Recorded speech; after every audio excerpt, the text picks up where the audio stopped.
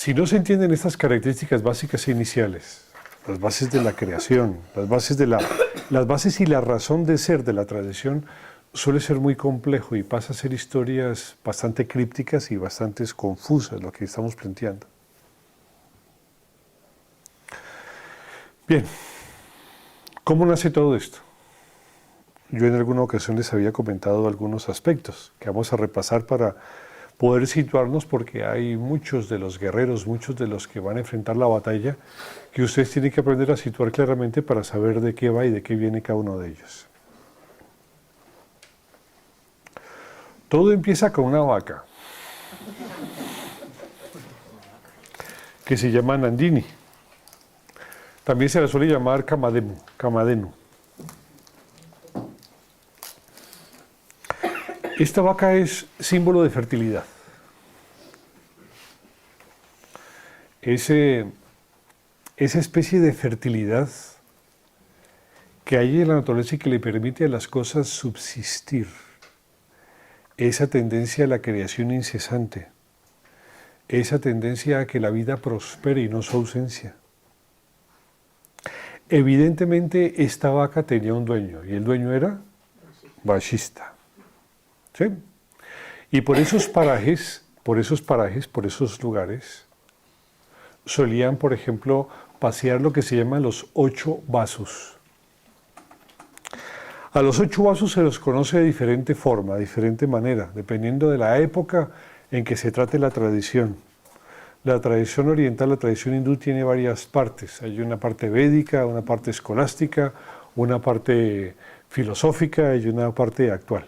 Estamos hablando desde 5.000 años hasta esta época. Entonces pasa por varias fases, en donde los dioses cobran una característica o cobran otro dependiendo de la época que se plantea la enseñanza o el escrito que se está planteando. Los vasus tienen que ver, dependiendo de cómo se los analice, con los médicos celestes. ¿Por qué los médicos celestes? Porque son acepciones en cierto aspecto de la fertilidad, porque permiten a la progenie mantenerse, curan, mantienen la vida. Son quienes de una u otra manera están propensos a curar, a ayudar, a mejorar, a sustituir problemas para que la vida se mantenga. Pero también los vasus tienen que ver con diferentes niveles de fertilidad y de vida. Esta vaca llamada Nandini, o Kamadhenu, da una leche muy especial. Es una leche que produce la inmortalidad. Es decir, quien bebía la leche de la vaca Kamadhenu, pues tenía la capacidad de ser inmortal. Pero resulta que los devas no bebían esa leche. ¿Por qué? Porque ellos ya son inmortales. Inclusive los vasus tampoco tenían que beber de esa leche, porque ellos ya eran inmortales.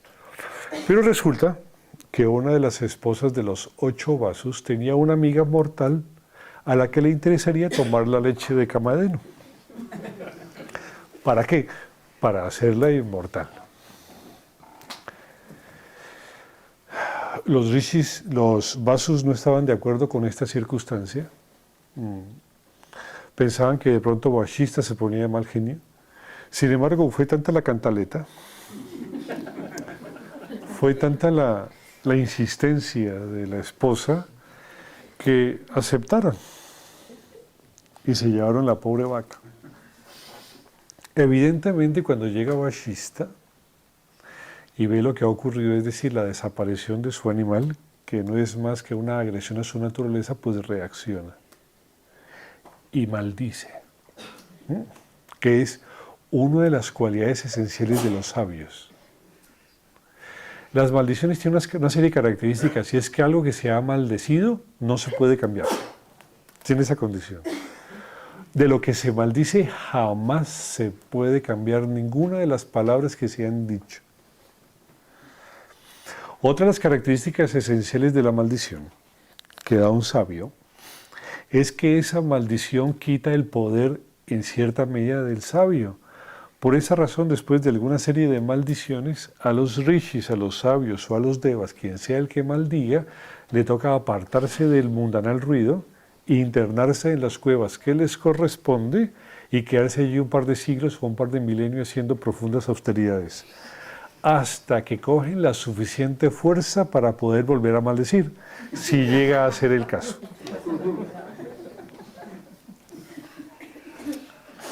Cuando los Vasus se enteran de esta ocurrencia, es decir, de que Vashishta se había enterado de la desaparición de su vaca y que habían sido maldecidos con tener que encarnar como mortales, pues se asustan.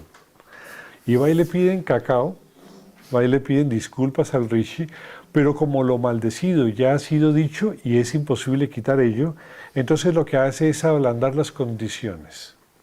Y dice que 7 de los Vasus podrán inmediatamente al nacer morir. Y otra vez, pues tomar la condición de dioses que les corresponde y andar en el mundo de las cosas eternas, de las realidades que son eternas. Pero que uno no podría hacer eso, pero le daba el don de morir cuando él lo deseara. Pues siendo así la cosa, pues, y que los Vasus ya no podían cambiar la maldición de Vashishta, se van entonces donde Ganga, Gangaji, que es el Deva del Ganges. Es la madre que rige el Ganges. Es decir, es la que acoge y da vida, porque Ganga, entre otras cosas, por el agua y por el vital líquido, propende a la fuerza y a la vida. Como ellos son esencialmente entidades que procuran la fecundación, lo que hacen es pedirle a Ganga que sea la madre de ellos en el instante en que nazcan, y le piden que por favor apenas vayan naciendo, los deje hundir en el río Yamuna e inmediatamente mueran. Ganga les dice que sí, que entonces ella encarnará como Devi, encarnará de Devi a mujer mortal, tendrá la posibilidad de tener esos 8 hijos e inmediatamente vayan naciendo los va a matar. Y es ahí la primera parte en donde empieza el Mahabharata, la enseñanza y la tradición del Mahabharata. Luego aparece una segunda parte, que es en el mundo de los hombres, y aparece una ciudad que se llama Hastinapura. Hastinapura traduce la ciudad de los elefantes, y por relación a ello, por Ganesha, es la ciudad del discernimiento, la ciudad de la sabiduría, es la ciudad del saber, la ciudad del conocer. Es el epíteto que se le entrega a quien sabe, a quien conoce y a quien sabe de sí mismo. Es decir, quien controla Hastinapura controla finalmente el saber, controla la sabiduría, es conocedor de sí mismo. Y en ese Hastinapura, que tiene diferentes aspectos que ya veremos en su momento, hay un rey que la dirige, que se llama Santanu. Santanu hace parte de una tradición solar de los Kurus. La tradición de los Kurus es una tradición solar. Básicamente hay 2 tradiciones, hay tradiciones solares y hay tradiciones lunares. Las tradiciones solares tienen que ver con que la genealogía se basa fundamentalmente, por ejemplo, en la fuerza que impera en el hombre, mientras que las tradiciones lunares o femeninas se dan a través del ímpetu del control de la relación que imparten las mujeres dentro del engranaje mismo de la sociedad. Entonces, en las tradiciones solares hay los kshatriyas, en las tradiciones lunares hay las amazonas, por ejemplo, y así sucesivamente. Es así que Santanu en alguna ocasión, pues, acostumbran casar, llega a un punto en donde encuentra una mujer excepcional, profundamente hermosa, de la cual solamente con verla queda inmediatamente enamorado. Esta evidentemente es Ganga. Con solo mirarla, él queda flechado completamente, le pide que sea su esposa y ella le dice que sí, pero con una única condición. Es que jamás le pida la razón por la cual ella hace o deja de hacer cualquiera de las acciones que realice. Es decir, si él alguna vez le pide la razón de ser de por qué hace cualquier acción que ella realice, entonces lo dejará y nunca más volverá a verlo. Santanu estaba tan absolutamente enamorada pues que no se dio cuenta de esa circunstancia, no se dio cuenta de esa condición. Le dijo que sí, que aceptaba lo que ella dijese. De tal manera entonces que Ganga junto con Santanu van a Hastinapura y dirigen el reino. Santanu era profundamente feliz, Ganga también lo era, y empieza con el tiempo a tener hijos. Cuando nace el primero de los hijos, Santanu es el hombre más feliz del mundo porque ya por fin tiene descendencia. Para los orientales la descendencia es muy importante, porque la descendencia en últimas, desde estas historias y desde estas tradiciones, no es más que la permanencia de las características de los dioses, que son las causas de todas las cosas en los hombres mismos. Es decir, los dioses perduran gracias a que los hombres existen. Es algo parecido a eso, es muy bonito, ¿no?